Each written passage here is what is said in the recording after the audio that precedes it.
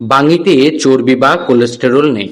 বাঙি খেলে মুটিয়ে যাওয়ার ভয় নেই, বরং শরীরের ওজন কমাতে, উচ্চ রক্তচাপ নিয়ন্ত্রণ করতে এর ভূমিকা অনেক। এতে চিনির পরিমাণ খুব কম, তাই ডায়াবেটিস রোগীদের জন্যও বাঙি অত্যন্ত উপকারী।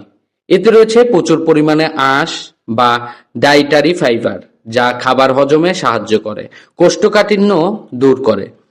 বাঙিতে রয়েছে উচ্চ পরিমাণে ভিটামিন সি এবং বিটা ক্যারোটিন। এ দুটো সংমিশ্রণে শরীরের কাটাছেঁড়া দ্রুত শুকাতে সাহায্য করে। ভিটামিন সি ত্বকে বয়সের ছাপ এবং ত্বক কুঁচকে যাওয়া প্রতিরোধ করে। গরম ও অতিরিক্ত রোদের জন্য হয় sunburn, summer boil, heat hyper.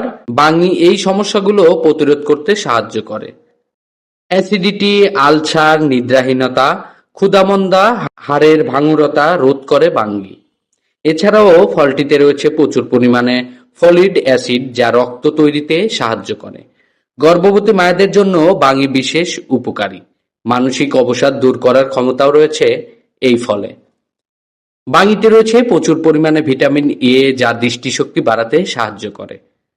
এছাড়া বাঙির অক্সিকাইন নামক উপাদান কিডনিতে পাথর তৈরি হতে বাধা দেয় এবং কিডনি সুস্থ রাখে।